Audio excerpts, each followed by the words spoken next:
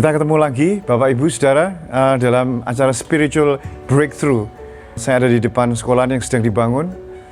Saya harap nanti kita bisa menyelesaikan bangunan ini sehingga anak-anak sekolah menempati bangunan yang baru. Sharing saya hari ini adalah bagaimana kita mempersiapkan diri menghadapi dunia yang sedang bergejolak, khususnya di tengah-tengah COVID-19 yang tidak semakin reda, tetapi semakin meningkat di seluruh dunia hingga jumlahnya yang terakhir saya dengar 26 juta yang kena COVID di seluruh dunia. Ya, dan di negara kita ada sekitar 100.000 lebih. Saudara, kita tahu bahwa mungkin saudara dan saya pernah mengalami hujan. Mungkin ratusan kali, mungkin ribuan kali. Karena setiap hujan kita ya bisa menggagalkan acara kita, jadwal kita. Mungkin ketika kita naik sepeda motor harus berteduh, dan mungkin ada sedikit banjir sana-sini. Nah, saya ingin memberikan gambaran kepada Bapak Ibu Saudara. Biasanya hujan itu hanya beberapa jam atau sehari dua hari. Dan itu cukup membuat luapan air dan banjir di mana-mana. Nah, sekarang pada zamannya Nuh, saudaraku, selama 40 hari 40 malam, akhirnya air itu menjalar kemana-mana. Dia tidak peduli orang tua, dia tidak peduli muda, tidak peduli ada pernikahan waktu itu, tidak peduli ini anak-anak, ada orang hamil atau bayi yang sedang menyusui. Banjir bandang itu semakin besar sehingga merangsek semua kegiatan manusia di zamannya Nuh yang pada waktu itu kebanyakan tidak siap sedia. Sampai kepada hari hanya mereka tidak sadar bahwa mereka sedang dalam kondisi bencana yang paling, musibah yang paling mengerikan di seluruh dunia, yang berakibat fatal, dan satu-satunya mereka yang bisa menyelamatkan diri adalah Bahtera di Nuh. Mungkin orang-orang yang hidup di sekitar Bahtera Nuh itu mulai menjerit, berteriak, minta tolong, tunggu, dan sebagainya, saudaraku.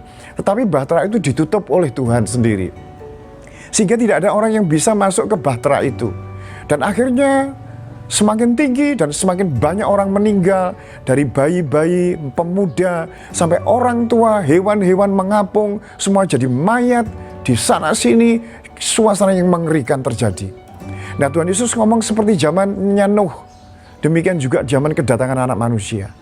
Bapak Ibu Saudara yang dikasihi oleh Tuhan, mungkinkah ini corona ini suatu peringatan kepada kita, tidak hanya negara kita Indonesia, tetapi di seluruh dunia, bahwa kita harus berpaling kepada Tuhan.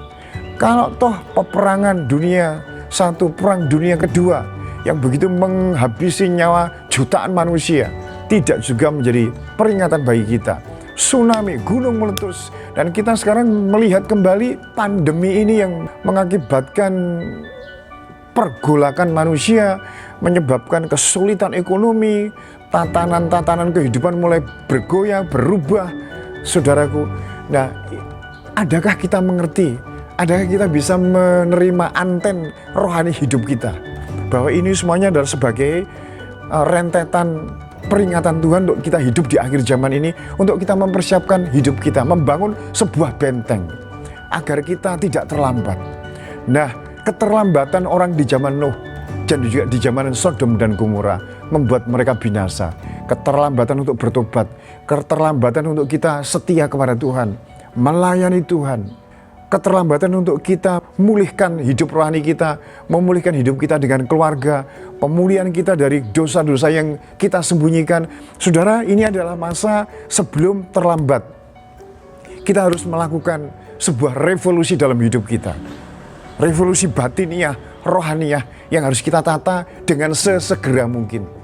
Kita tidak pernah tahu setelah ini ada bencana apa lagi, Bapak Ibu Saudara. Tapi yang jelas, apa yang terjadi di zaman Nuh pasti terjadi di zaman akhir zaman ini, di zaman kita ini, saudaraku.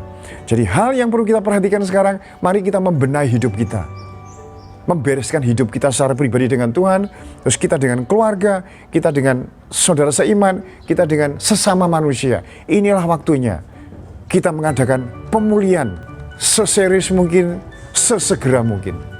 Demikian yang bisa saya sampaikan kepada Bapak Ibu Saudara. Kiranya Tuhan memberkati kita semua. Amin.